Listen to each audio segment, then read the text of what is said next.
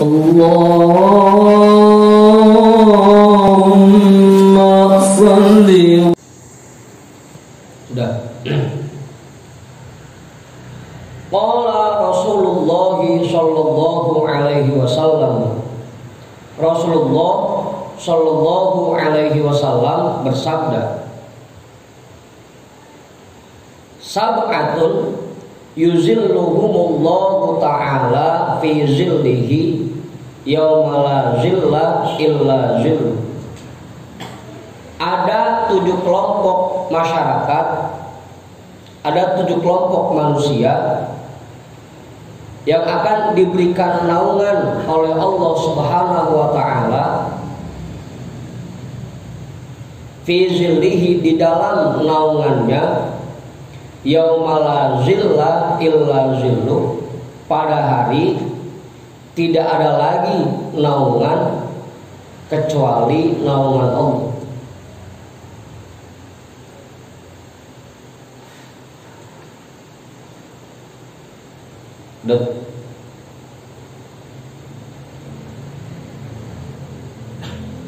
Jadi ada 7 kelompok masyarakat selain para nabi dan juga selain para wali dan para orang sholihin, yang nanti ketika di hari kiamat kelompok-kelompok ini tidak akan mendapatkan, tidak akan merasakan huru-hara di padang mahsyar. Di saat orang-orang lagi pada kepanasan karena matahari jaraknya cuma 1,5 mil ya, cuma 1 mil dari kepala. Di saat orang-orang sedang tenggelam di dalam keringatnya, di saat orang-orang sedang pada kebingungan, ngerasain capek, lapar, haus dan sebagainya, ada 7 kelompok yang tidak merasakan itu. Itu maksudnya. Ada 7 kelompok masyarakat yang tidak merasakan kesengsaraan atau huru-hara yang terjadi di yaumil mahsyar. Siapa aja? Yang pertama, imamun adilun. Yang pertama, pemimpin yang adil. Apa nih?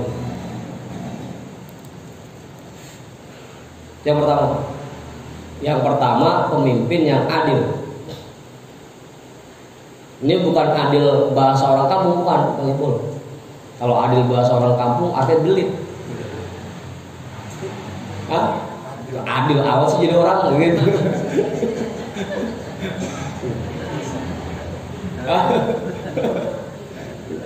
Ini kalau bahasa Arab adil itu cakep, kalau bahasa kita adil malah jelek.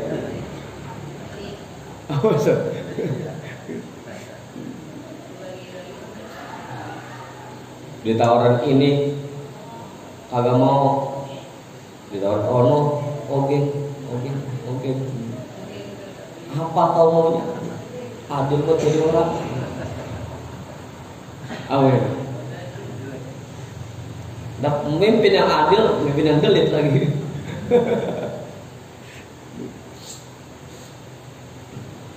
Adil itu bahasa kitanya menempatkan sesuatu pada tempatnya, itu adil. Amin. Makanya lawan katanya zolim. Zolim itu menempatkan sesuatu bukan pada tempatnya, itu zolim. Pakai peci di pala itu adil namanya. Pakai peci di dengkul kayak susah tiri itu nggak adil, zolim. Ya biar dapat beseknya 2 kan, kalau nggak ada saya belum gitu.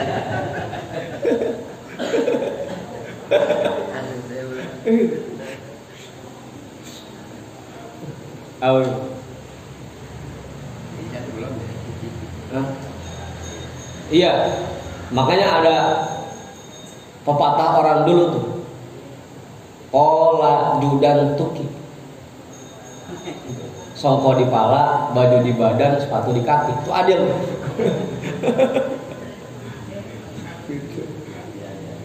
Apaan?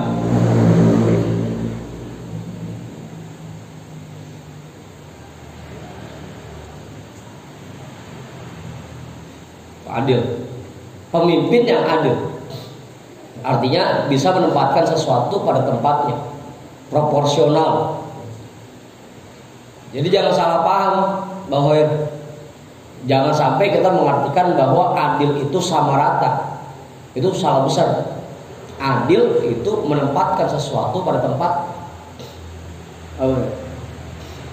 bukan memberikan sesuatu sama rata.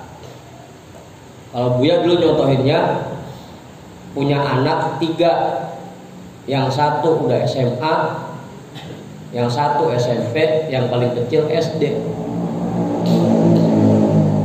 Yang SMA dikasih ongkos 10.000, yang SMP dikasih ongkos 5.000, yang SD dikasih ongkos 2.000 atau 1.000, itu adil. Adil karena proporsional begitu. Jangan mentang-mentang pengen sama rata semuanya ke 10.000. Itu malah nggak adil gitu. Malah zolim sebagai orang tua. Beli sepatu 3 buat anak, semuanya sama nomor 40. Itu nggak adil. Apa? Maka kadang-kadang ibu-ibu salah ngartin adil di situ, ya kan? Suami kudu adil dong. Padahal adil artinya bukan sama rata, tapi proporsional.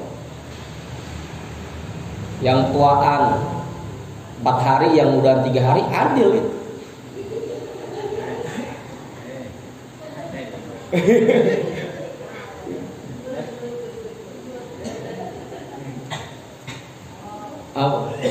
Ini mau pengen sama rata mulu, itu nggak adil malah. Yang tuaan anaknya 4, dikasih uang belanja sehari 200 atau 100. Yang mudahan anaknya baru 1, dikasih belanja sehari 50. Itu adil loh, proporsional. Sesuai, bukan proporsional. Jadi menempatkan sesuatu pada tempat. Nah, kita kadang-kadang salah memahami kata-kata adil. Menurut kita adil itu sama rata, padahal bukan. Dan pemimpin yang adil itu bukan cuma pemimpin negara doang. Apa bang? Ini asal kata-kata pemimpin yang dipikir untuk sono. Padahal sampai lingkup terkecil, misalkan dari presiden, terus di bawahnya ada gubernur ya, gubernur,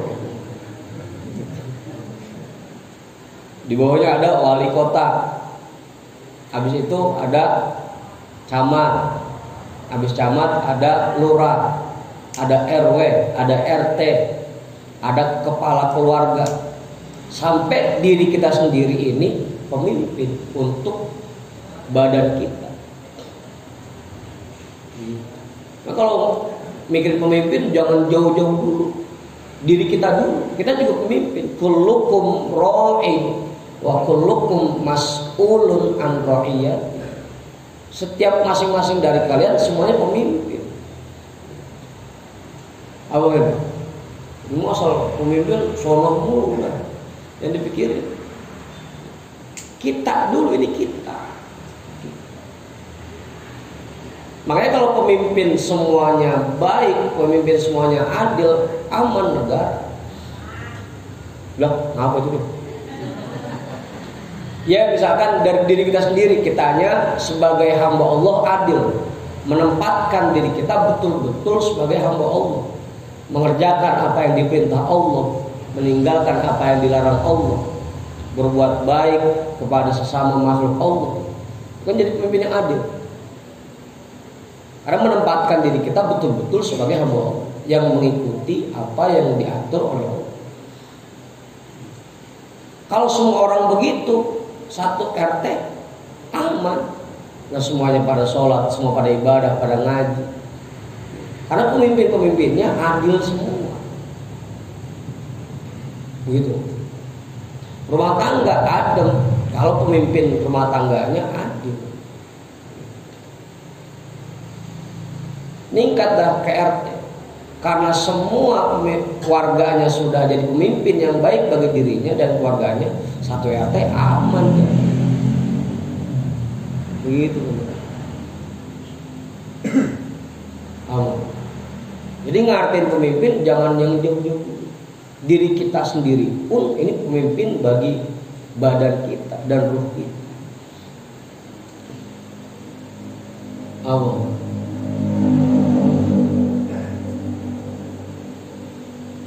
Ya kalau semua orang misalkan setiap warga itu bertutur kata yang baik, berakhlak yang baik, menerapkan apa yang diajarkan oleh Rasul dengan baik, yang diajarkan oleh guru-guru kita dengan baik, aman, satu RT itu aman.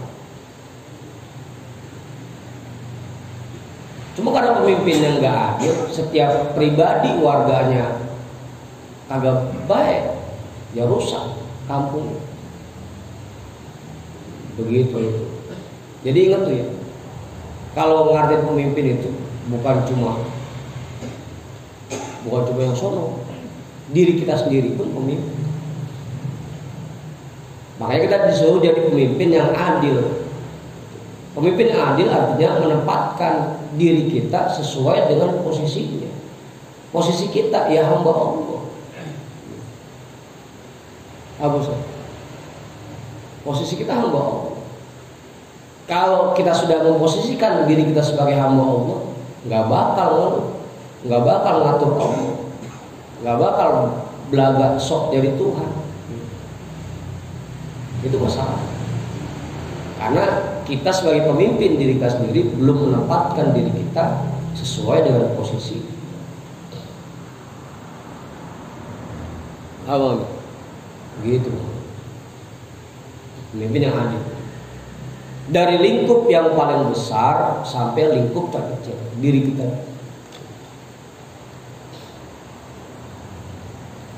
Diri kita dulu. Awal. Itu pemimpin yang adil. Tempatkan diri kita ini sesuai dengan posisinya, yaitu sebagai hamba Allah.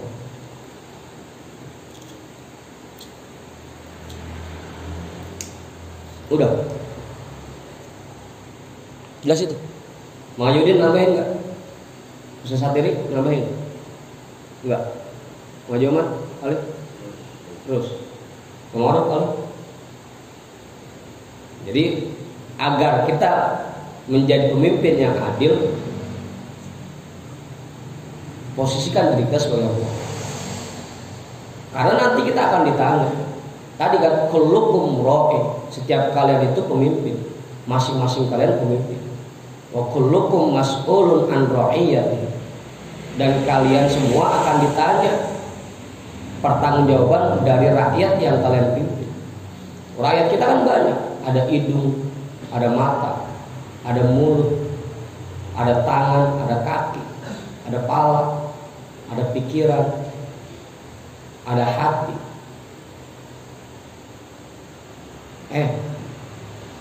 Bukan hati mah intinya. Itu rakyat kita semua. Bang Kamal nanti ditanya, itu rakyat kamu kenapa maksiat dibiarin aja? Rakyatnya apa? Tangannya, mata. Kenapa mata di maksiat dibiarin aja? Kenapa tangan maksiat dibiarin aja? Itu ditanya. Kita sebagai pemimpin.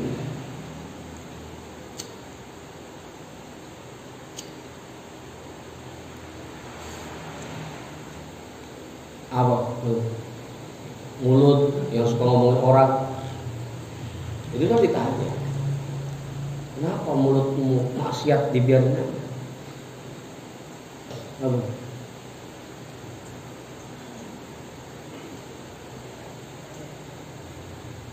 Awal.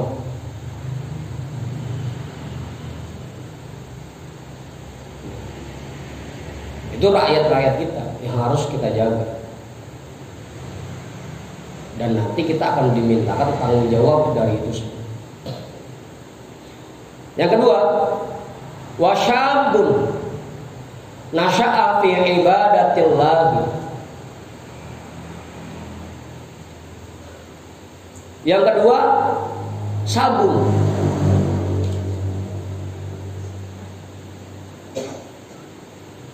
Ini jangan dicat banget sabun. Yang kedua, pemuda nasya'a fi ibadatillahi, yang besar semangatnya dalam beribadah kepada Allah.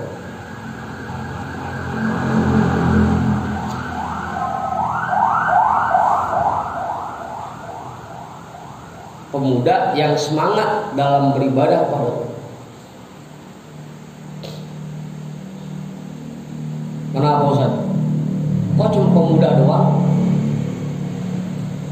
Ibu. Ya kalau kayak engkong kita, babe, udah tua, rajin ibadah, urut. Emang udah saatnya dia mah banyakin bekal. Gitu. Nih? Kayak pengaji Oman, sesat diri, emang udah tua, dia banyak ibadah, urut. Emang udah saatnya, mau ngapain lagi?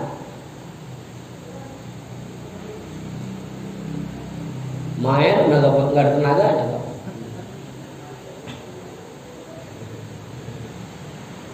Mau ngaya,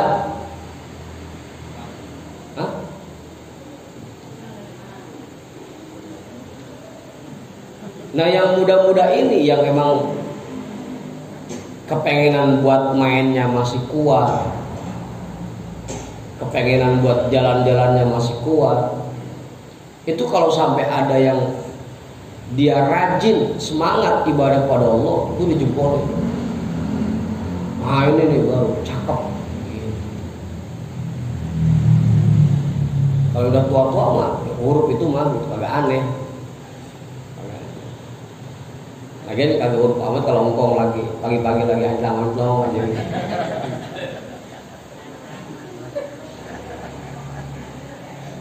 Ya kalau Oman kan misalnya pagi-pagi lari pagi, urut lah Oman gitu. Engkong gitu lari pagi ya. Pakai tali training, pakai kaos, kagak urut amat.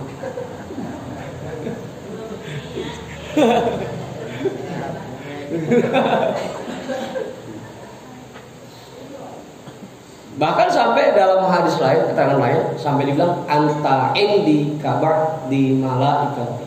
Kalau Allah melihat ada pemuda-pemuda yang semangat dalam beribadah, sampai dibilang engkau bagaikan seorang malaikat. Karena jarang ada pemuda yang bisa ngalahin nafsunya, ngalahin kepengenannya, terus semangat dalam ibadah, jarang.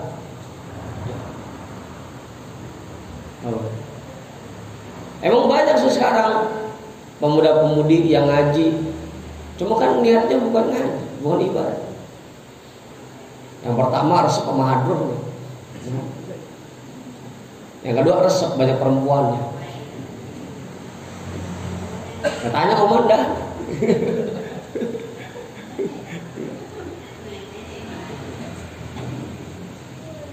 Ya kalau ngajak jalan-jalan kan kagak dikasih sama orang tuanya. Kalau ngajak ngaji kan gak dikasih. Ya, men saya ajak dulu ya ngaji. Nggak ngaji dikasih.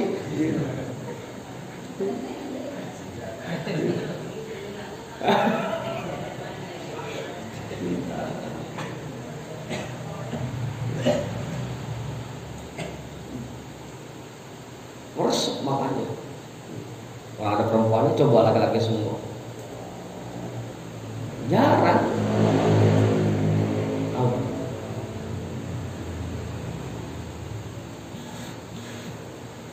Makanya asal disuruh baca malu dia. Ya, ada pacar saya, kalau ketahuan gak bisa ya malu.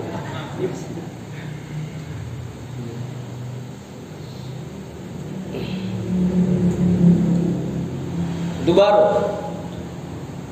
Kelompok yang kedua yang nanti di akhirat akan diberikan naungan oleh Allah, pemuda yang rajin ibadah. Kalau udah tua mah wajar, agak aneh. Emang udah saatnya ngumpulin bekal dia. Yang muda-muda ini dijempolin. Engkau bagiku bagaikan seorang malaikat, anta indi kabar di malaikat.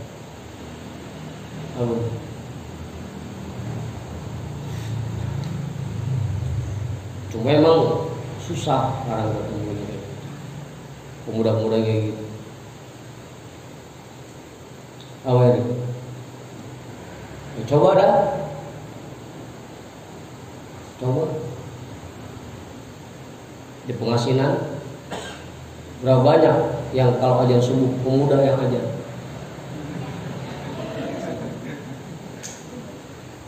aki-aki lagi, aki-aki lagi.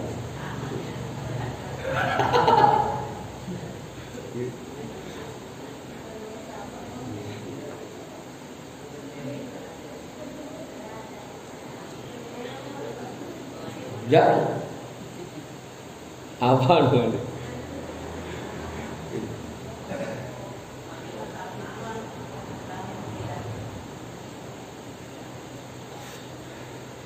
Mana yang ajan kayak engkau, asal sekali ajan naik nggak bisa 3 kali.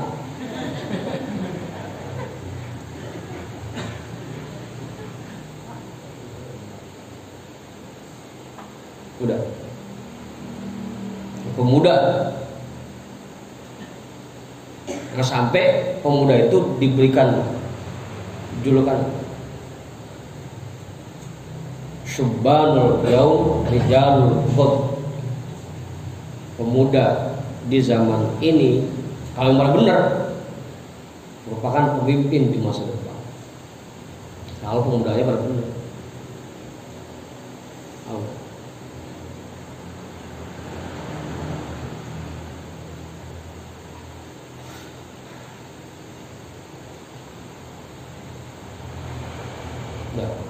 Makanya kita masuk gerakan pemuda, gerakan pemuda Ansor. Apa itu? Yang ketiga, warajulun qalbuhu mu'allaqun fil masjid idza kharaja minhu hatta ya'uda ilaihi.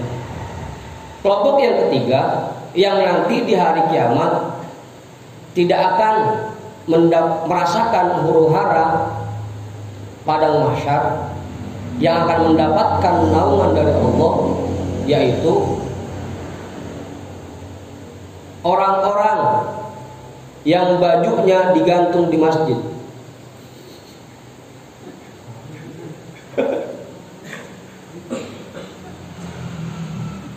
Apa itu? Awal-awal. Iya, digantung di masjid.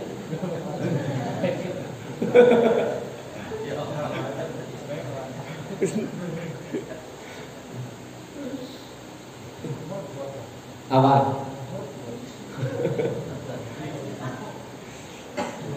Warajulun qalbuhu mu'allaqun fil masjid.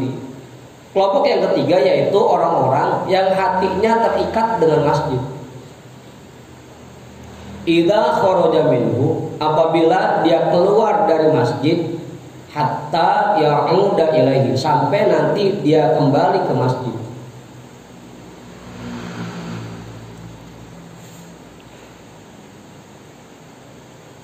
Tapi bukan ingat sama masjidnya doang, ini bukan. Pemahamannya bukan begitu. Bukan artinya ingatnya masjid doang. Karena sekarang kan banyak orang yang ingat kepada Allahnya cuma ketika sholat doang. Banyak. Apa terbalik? Malah sekarang mah sampai sholat dia kagak ingat sama Allah gitu.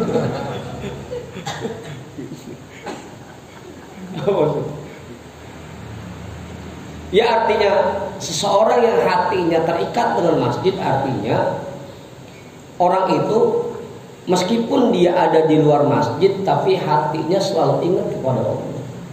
Bukan ingat masjidnya bagian itu, tapi ingat kepada Allah. Kalau kita kan lain, ingat sama Allahnya ketika di masjid doang. Begitu keluar dari masjid lupa.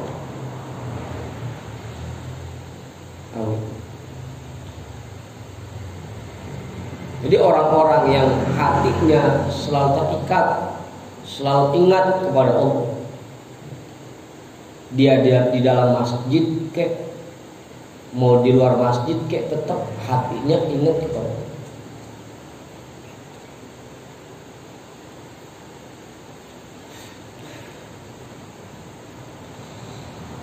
Allah. Makanya buat kita sebenarnya nggak sulit.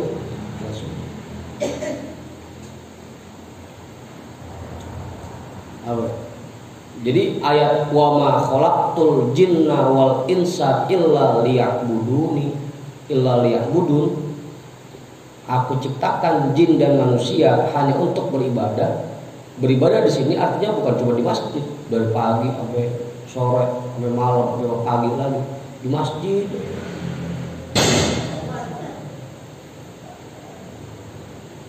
Astaga.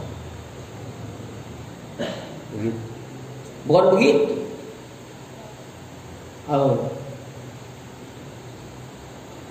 Bang Heri keliling nawar-nawarin spare part. Bang Kamal keliling nawar-nawarin buku.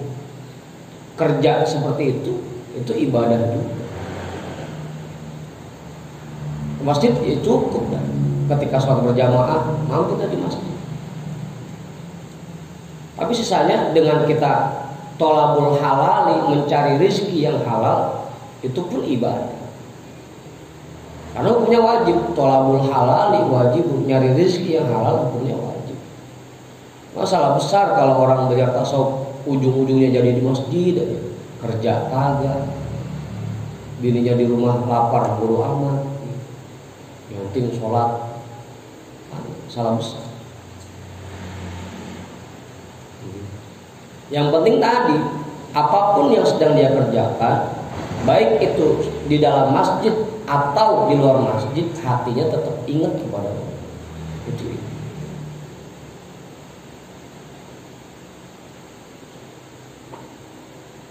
Petani yang full di sawah, orang motong-motongin kayu, segala macam.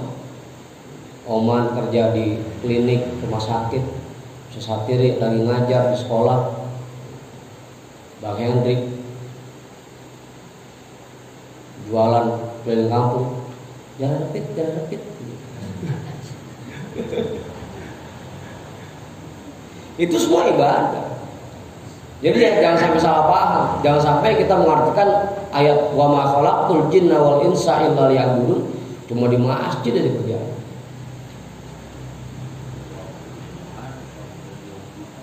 Enggak, ini mah kita juga banyak yang begitu.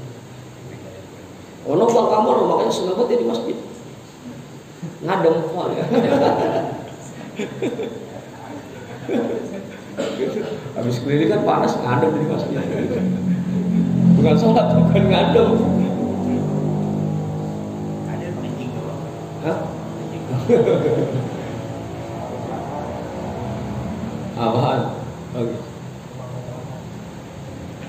Jadi intinya ibadah itu bukan cuma badan kita ada di masjid. Apapun yang kita kerjakan, selama itu dalam kebaikan, itu bernilai ibadah.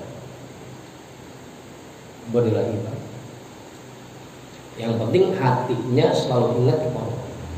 Itu masuk kelompok ketiga. Orang-orang yang hatinya terikat dengan masjid. Apabila dia keluar dari masjid sampai dia kembali ke masjid.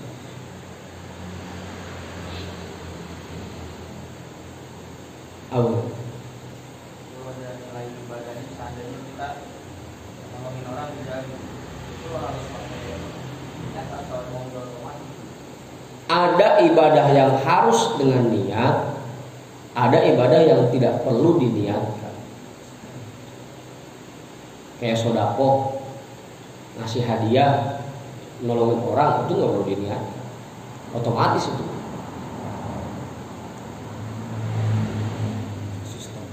Hah? Iya, secara otomatis. Yang nggak pakai kan ada orang kecelakaan di jalanan gitu. Kita mau nolongin, saya niat menolong orang gitu kagak pakai. Langsung aja gotong. Kelamaan. Jadi ada ibadah yang memang harus diniatkan, kayak sholat, puasa, memang harus diniatkan itu mau usolli, fardhu zuhri, kudu, wajib, rukun bahkan. Puasa dan nawaitu, saumago dan tapi selain itu, apalagi ibadah yang bernilai sosial, yang bernilai hablum minan nas, itu kebanyakan tanpa niat. Kecuali zakat ya, zakat ada. Nawaitu an ukhrija zakat al-fitri an nafsi gitu. Kalau sedekah itu tanpa niat. Makanya ada juga pendapat Imam Hanafi itu niat itu nggak jadi rukun. Orang berangkat ke kamar mandi mau wudhu itu artinya dia mau sholat gitu. Iya orang angkat tangan takbir itu artinya mau sholat udah. Itu menurut Imam Hanafi, tapi kita mau jadi pakai begitu. Apa man? Begitu banget. Jadi kebanyakan ibadah yang bersifat sosial, yang bersifat hablum minan nas itu nggak pakai niat.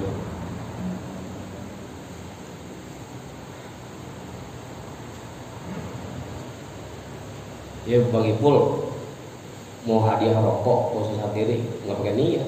Saya niat menghadiahkan rokok untuk usaha diri lillahi ta'ala.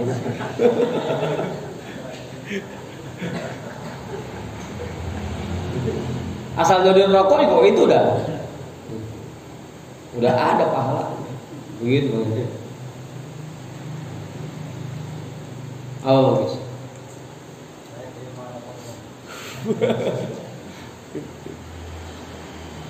Udah, itu yang ketiga.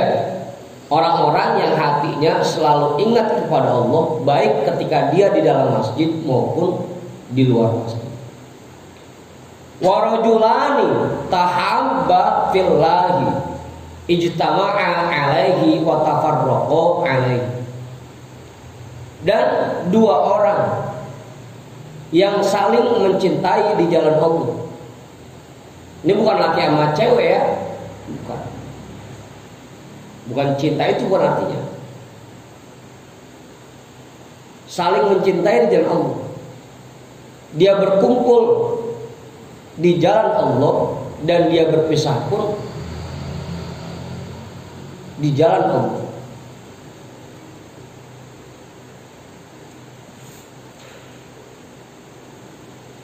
Berkumpulnya dalam rangka berjuang di jalan Allah, berpisahnya pun dalam rangka berjuang di jalan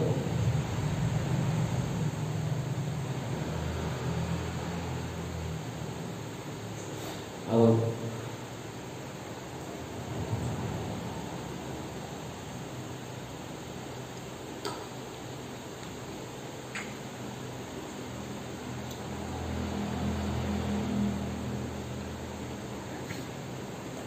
Kalau kita kan sekarang kebanyakan bersahabat, berkawan, berteman itu niatnya bukan dalam rangka berjuang di jalan, tapi sesuai kepengenan kita. Yang rasanya cocok sama kita temenin. Yang kagak cocok, kita jauh.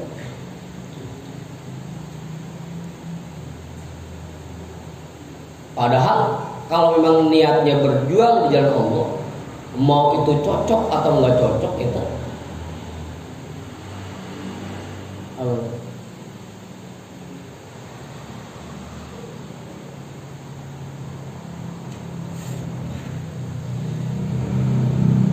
nah saya apa untuknya bertemu Bang Heri?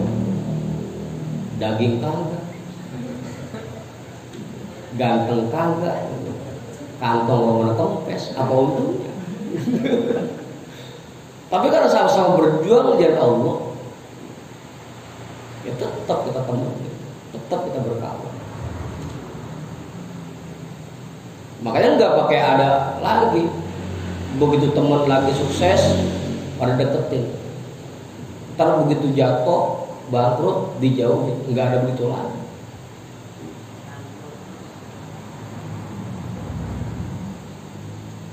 Awal kan begitu kebanyakan kita.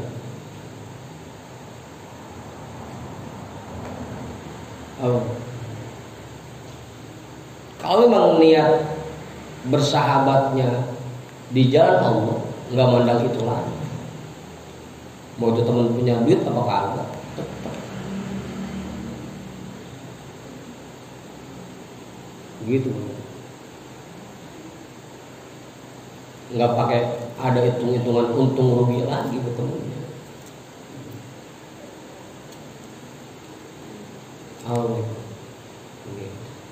Itu dua orang yang saling mencintai di jalan Allah. Dia berkumpul di atas jalan Allah dan dia berpisah pun di atas jalan Allah.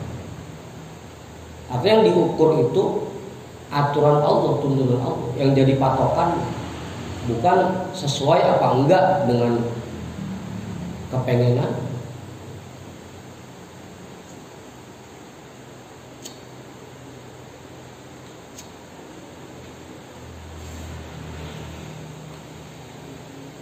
Bahkan kalau Buya dulu prinsipnya, selama orang itu masih bisa bermanfaat buat orang lain, kita teman.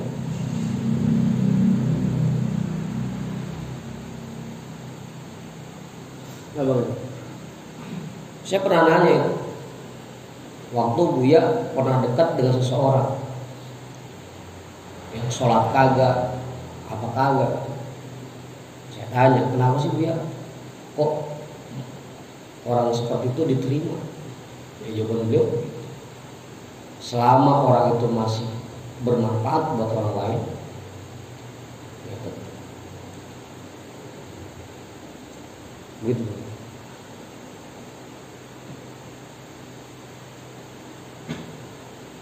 Daripada kayak Bang Ibu, sholat rajin, puasa rajin, pelitnya kebul-bul.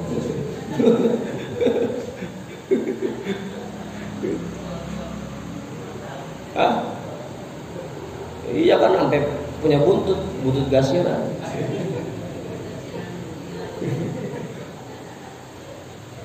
Pada burik, bol kuning. Canda begitu, canda. Aslinya enggak begitu, enggak. Lebih parah lagi.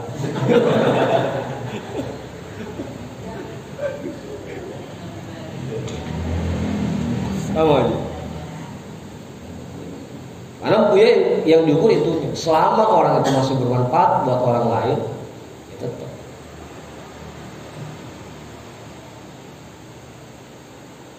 Makanya bahasa kita sebelumnya kan begitu. Ibadah yang sifatnya muta'addi itu lebih afdol dibanding ibadah yang sifatnya wajib.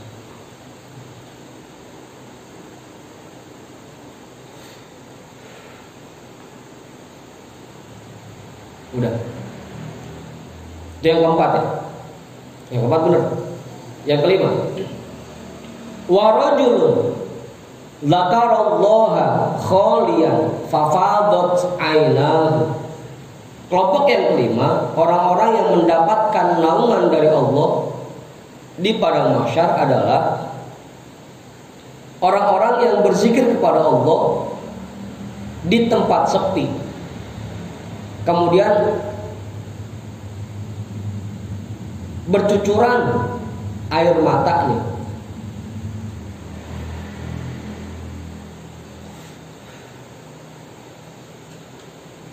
Orang-orang yang berzikir kepada Allah di tempat sepi, kemudian bercucuran air mata.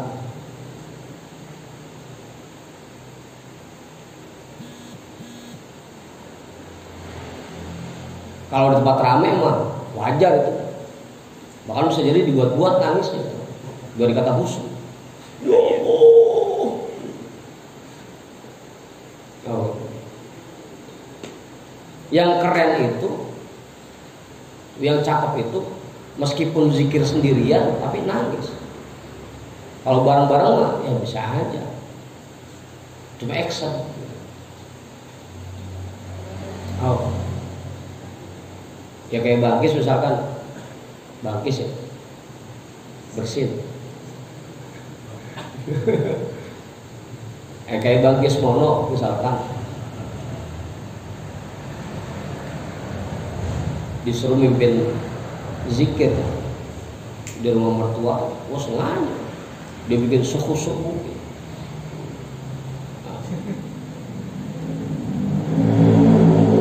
Baca doa gak sengaja dibikin sedih di mertua. Action.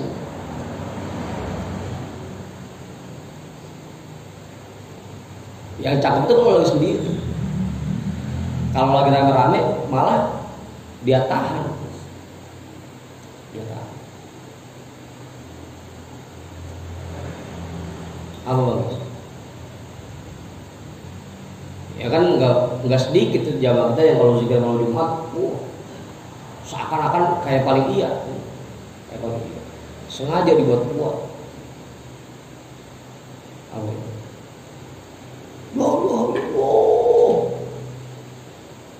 Sampai meratap, seolah-olah. Padahal belum tentu. Bisa jadi pengen dikata paling khusyuk.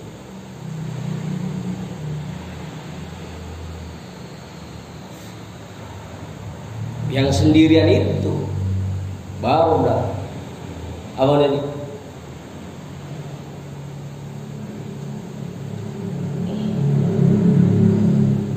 Ya saya satirin. Kalau zikir sendiri nangis dia.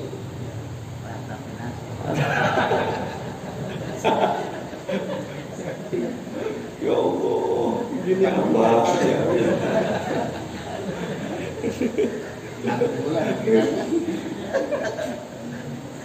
Kalau gara-gara mah nggak kelihatan. Sangka kita mau seneng aja.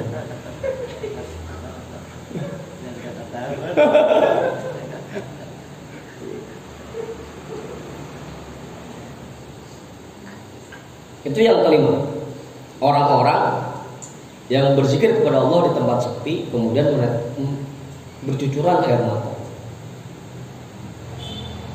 Ini jangan bangga dulu kalau rame-rame berzikir apa nangis-nangis, bisa jadi dibuat. Wa rajulun da'athu imra'atun dzatu hasabin wa jamalin faqala inni akhafullah. Kelompok yang keenam yaitu orang-orang yang dia diajak berhubungan oleh perempuan terhormat, keturunan orang luar biasa, wajah malin dan cantik. Kemudian dia berkata, sesungguhnya aku takut kepada Tuhan.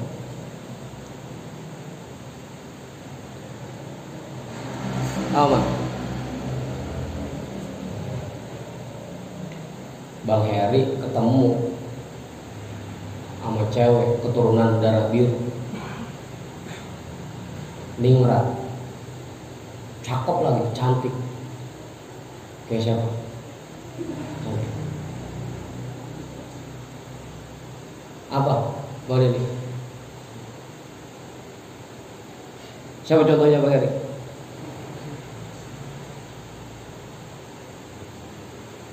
Apa?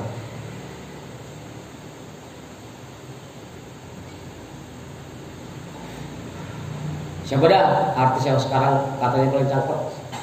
Siapa? Hah? Iya, orang bukan pacar Mahadia aja jadi kagak cakep.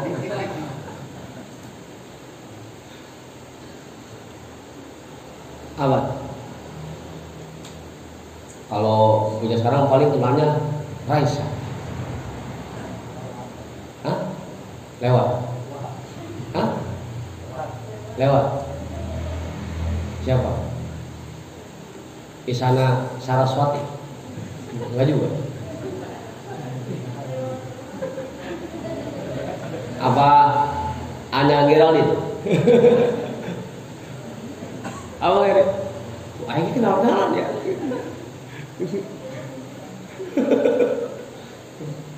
Resep kita kalau ngeliat Anya Geraldine, kelapanya gede.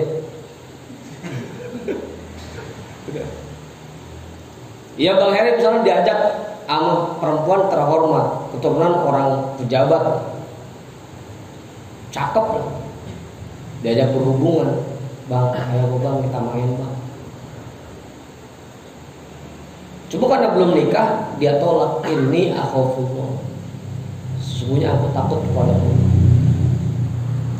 Itu yang paling susah Bang Heri. Kalau yang jelek sih yang ngajakin, bodo amat jelek. Ini mau mana cakep, keturunan pejabat kan. Abang Adi mumpung itu, mumpung dia.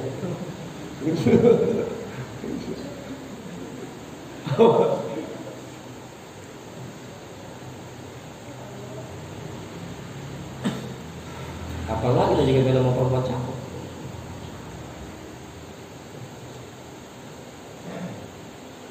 Makanya dulu ada kisah seseorang yang di kuburnya itu sampai harum. Kuburnya itu harum, wangi. Setelah diperiksa, ditanya-tanya, ternyata ketika hidupnya orang itu pernah menolak ajakan perempuan yang cantik. Saking usahanya untuk menolak itu, sampai badannya dilepet-lepetin tai biar perempuan itu kagak mau. Abang saking kagak mau, karena dia takut kepada Allah. Biar tuh perempuan kagak mau, sengaja masuk kamar mandi, dilepet-lepetin kotoran biar bau.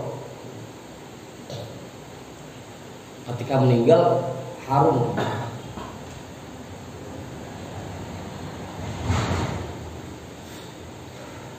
Orang-orang yang seperti itu nanti akan mendapatkan naungan dari Allah di hari kiamat. Begitu. Warajulun tasaddaq. 12 aja dia. Ini lagi. Warajulun tasaddaq fa akhfaha hatta la ta'lama shimaluhu ma tunfiqu yaminu. Dan orang-orang yang ketika bersedekah, ketika bersedekah, dia sembunyikan sedekahnya itu sampai tangan kirinya tidak tahu apa yang diinfakkan oleh tangan kanan.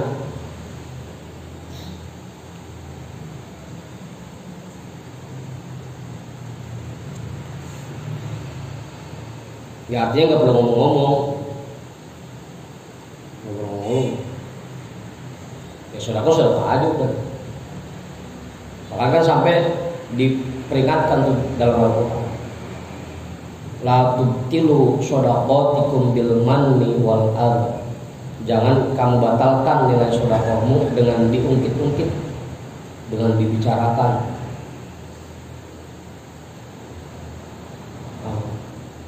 Udah, sedekah.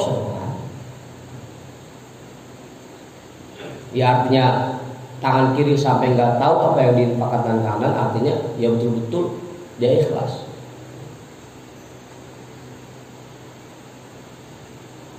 Dia sembunyikan sedekah.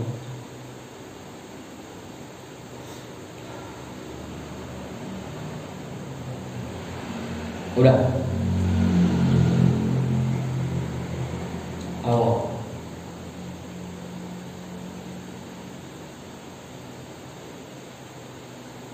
Ya tapi tetap buat kita yang penting bisa sedekah dulu dah. Meskipun belum bisa disembunyikan.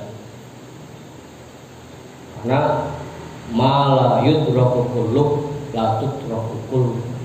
Faedahnya begitu. Kalau belum bisa dikerjain semua, ya minimal jangan sampai ditinggal semua. Sedekah sembunyi-sembunyi belum bisa dah. Ya udah. Terang-terangan dulu dah sambil latihan. Apa? Bang. Biar apa? Nungguin bisa sedekah sembunyi-sembunyi apa kagak sedekah pisah. Ntar sedekahnya kalau udah ikhlas, sampai kapan sedekahnya? Makanya kalau kata Buya, bersyukur dengan banyaknya orang yang ria. Abang guys, bersyukur karena banyaknya orang yang ria. Karena dengan banyaknya orang yang ria, masjid cepat jadi. Apa ya? Ya kalau ngarepin ikhlas mulu 2.000, 5.000, 2.000, 5.000. Kapan jadi itu masjid? Ya kan kalau dia ria mah minimal dia 10 juta, 20 juta. Meskipun perlu diumumin kan. Tapi syukur masih cepat jadi.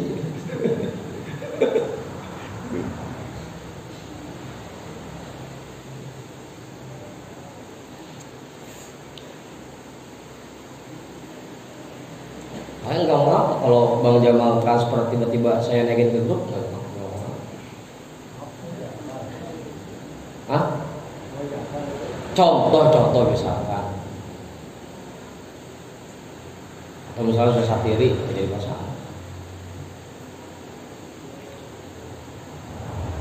Awal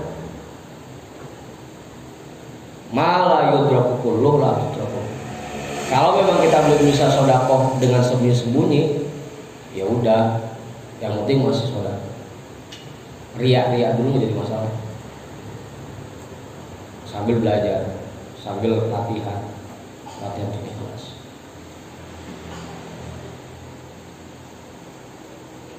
Abang,